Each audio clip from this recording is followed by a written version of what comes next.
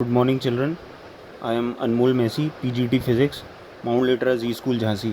Children, in my previous video, we have discussed about reflection, and I have even explained you about mirrors. And we have discussed the various types of mirrors, like for example, concave mirror and convex mirror. So in today's video, we are going to discuss about image formation. That if we take a mirror and in front of the mirror, if we are going to place the object at various positions, how the formation of image happens and how the size of the image or the properties of the image would change at various places. That is, wherever we are going to place the object, how would the properties of image is going to change. So before we start with the ray diagrams, I am going to explain you the various rules that we are going to follow to draw the ray diagrams. So basically there are many rules, but then only two rules are very important. If we are going to keep those two rules in our mind, then we will be able to draw the ray diagrams very easily. So first rule is a light ray that comes parallel to the principal axis after striking the mirror passes through the focus and vice versa. तो आप जैसे देख सकते हो कि मैंने एक mirror बनाया हुआ है. फ़िलहाल मैंने एक एग्जांपल के लिए कॉनकेव मिरर लिया हुआ है, अदरवाइज़ हम कॉन्वेक्स मिरर भी ले सकते थे. और मैंने यहाँ से एक पैरेलल लाइट रे लेकर के आया हूँ. अब पैरेलल लाइट रे का मीनिंग क्या होता है कि ज़रूर हमारा ऑब्जेक्ट कहीं बहुत दूर सिचुएटेड है, दैट इज़ एट इन्फिनिटी. तो हमेशा हम लाइट रे पैरेलल बनाते हैं, parallel to the principal axis. तो पैरेलल आने वाली light ray after striking the mirror would pass through the focus. ये रूल हमेशा फॉलो होगा. और वाइस वर्सा का मतलब क्या है कि अगर मैं इसका उल्टा करूं, दैट इज़ अगर मैं लाइट रे को फोकस से लेकर के आता हूं तो after striking the mirror it will become parallel to the principal axis. ठीक है. और इसी तरह से हमारा जो सेकंड रूल है, इसमें हम लोग लाइट रे को सेंटर ऑफ कर्वेचर से लेकर के जाएंगे. तो सेंटर ऑफ कर्वेचर से जाने वाली light ray after striking the mirror same रास्ते, जिस रास्ते वो आई है उसी रास्ते वो वापस लौट जाएगी. तो मतलब हम उसको इंग्लिश में ऐसे बोलेंगे, इट रिट्रेसेस इट्स पाथ. तो a light ray that passes through the centre of curvature retraces its path. Now we are going to start with the ray diagrams. So मैंने हेडिंग डाल दी है image formation by concave mirror. तो सबसे पहले जो mirror हमने choose किया है वो कॉनकेव मिरर चूज़ किया है. मैं क्या करूँगा, ऑब्जेक्ट को मिरर के सामने अलग अलग पोजीशंस पे रख करके चेक करूँगा कि मेरी इमेज किस तरह की बन रही है. So first of all we have drawn a concave mirror, और उसके हिसाब से मैंने ये pole, this is your centre of curvature and this is your focus. अगर इस रे डायग्राम बनाते समय इस चीज़ का हमें ध्यान रखना है कि अगर मैंने एफ़ और पी के बीच में 5 सेंटीमीटर का डिस्टेंस लिया है तो एफ़ एंड सी के भी बीच में 5 सेंटीमीटर का डिस्टेंस होना चाहिए. तो अगर हम ये प्रॉपर मेजरमेंट्स लेकर के रे डायग्राम बनाएंगे तो हमारी इमेज अपने आप ही सही बन जाएगी और हमें उसको याद नहीं करना पड़ेगा. So the first case that we are taking is when the object is at infinity. Infinity के लिए अभी थोड़ी देर पहले ही मैंने आपको बताया कि हमारा ऑब्जेक्ट बहुत दूर कहीं सिचुएटेड है, तो वहाँ से आने वाली लाइट रे हमेशा पैरेलल आएगी. So I have taken 2 light rays. ये पहली लाइट रे है जो पैरेलल आ रही है to the principal axis, and rule के हिसाब से आफ्टर स्ट्राइकिंग द मिरर वो फोकस से होकर के निकल गई. दूसरी लाइट रे अगेन मैंने नीचे से एक और बनाई है जो पैरेलल आ रही है to the principal axis, but वो मिरर से टकराने के बाद फोकस से होकर के निकल गई. दोनों लाइट रे फोकस पे मीट कर रही हैं. तो फोकस पे मीट होने का मतलब ये है कि हमारी इमेज जो है वो फोकस पे बनी है. और अगर मैं इमेज को देख करके उसकी प्रॉपर्टीज़ लिखूं तो the first property is real and inverted. ठीक है. दूसरा हम देख कर ही बता सकते हैं, it is point size. And third is it is formed at the focus, क्योंकि हमारी इमेज सिर्फ फोकस पे बनी हुई है. ठीक है. Children, this is case 2.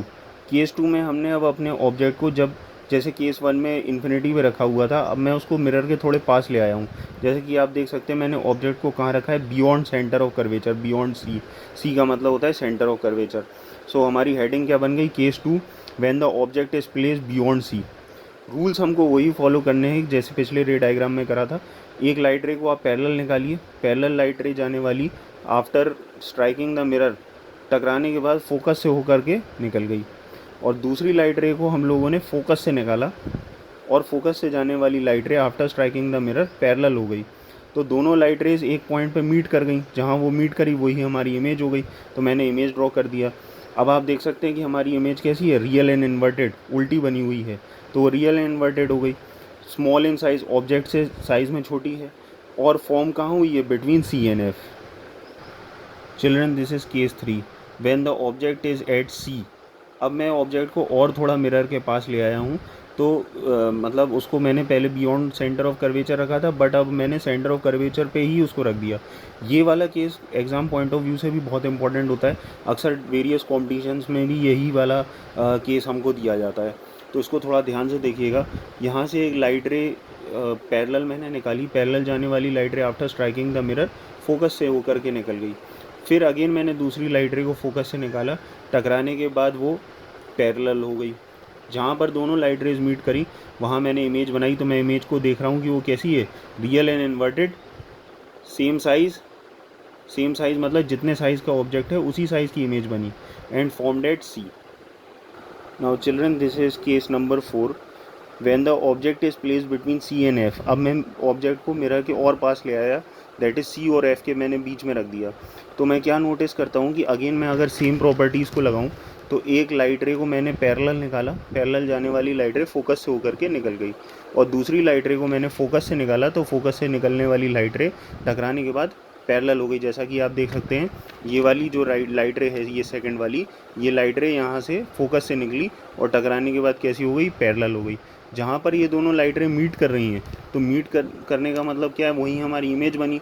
तो मैं क्या देख रहा हूँ कि वहाँ पर मेरी इमेज उल्टी बनी है, but at the same time what we have noticed कि हमारी इमेज रियल एंड इन्वर्टेड तो है, साथ में ऑब्जेक्ट से बड़े साइज़ की बनी है, तो it has become enlarged and it is formed beyond C. Now this is our case number 5। इस बार मैंने ऑब्जेक्ट को फोकस पे रखा हुआ है, जैसा कि आप देख सकते हैं कि ये जो ऑब्जेक्ट है इस समय फोकस पे रखा हुआ है। तो फिर वही रूल्स फॉलो करके हम लोग एक लाइट रे को यहाँ से पैरेलल निकालेंगे, पैरेलल जाने वाली लाइट रे फोकस से होकर के निकल जाएगी, लेकिन दूसरी वाली लाइट रे हम फोकस से नहीं निकाल पाएंगे, क्योंकि हमारा ऑब्जेक्ट खुद ही फोकस पे रखा है, तो हम उस लाइट रे को फोकस से कैसे निकालेंगे। तो जब आपके पास में ये वाला ऑप्शन नहीं बच रहा है, तो मैं एक और जो हमने आपको रूल बताया था, सेकंड वाला रूल, उसको यूज़ कर लेंगे कि मैंने लाइट रे को सेंटर ऑफ कर्वेचर से निकाला। तो सेंटर ऑफ कर्वेचर से निकलने के बाद वो जब टकराई, तो उसने अपना पाथ रिट्रेस करा और वापस लौट गई। आपने क्या नोटिस किया कि दोनों लाइट रेस कभी मीट ही नहीं हुई। अगर नहीं हुई मीट, तो हमारी इमेज कहाँ बनी, एट इन्फिनिटी। तो हमने यहाँ लिखा real and inverted, highly magnified, क्योंकि बहुत बड़ी इमेज बनी है, इतनी बड़ी बनी है कि मतलब आप यहाँ पर नोटिस कर सकते हैं कि वो मतलब काफ़ी बड़ी इमेज होगी, और इन्फिनिटी पे बनी है, तो हमने लिख दिया formed at infinity. Children this is case number 6। और जैसा कि मैंने आपसे बोला था कि कुछ केसेस बहुत ज़्यादा इंपॉर्टेंट है, so this case is also very important even in class 12 और लेटर ऑन भी डिफरेंट कॉम्पिटिशन में इस केस को बहुत ज़्यादा इंपॉर्टेंस दी जाती है। So this case is when the object is place between F and P. तो मैंने एफ एंड पी के बीच में इस बार ऑब्जेक्ट को रखा है। फाइनली हम लोग मिरर के बिल्कुल ही क्लोज आ चुके हैं। तो एक लाइट रे, जैसा कि मैंने आपको बताया था, पैरेलल निकालनी है, तो वो पैरेलल निकली, टकराने के बाद वो फोकस से होकर निकल गई। लेकिन दूसरी लाइट रे हम फोकस से नहीं निकाल सकते, क्योंकि हमारा ऑब्जेक्ट ही फोकस के आगे रखा हुआ है। तो मैंने सेकंड वाले ऑप्शन को यूज़ किया, जो हमारा सेकंड रूल था, और उस लाइट रे को सेंटर ऑफ कर्वेचर से निकाला। तो after striking the mirror it has retraced its path, तो पीछे लौट गई, है ना।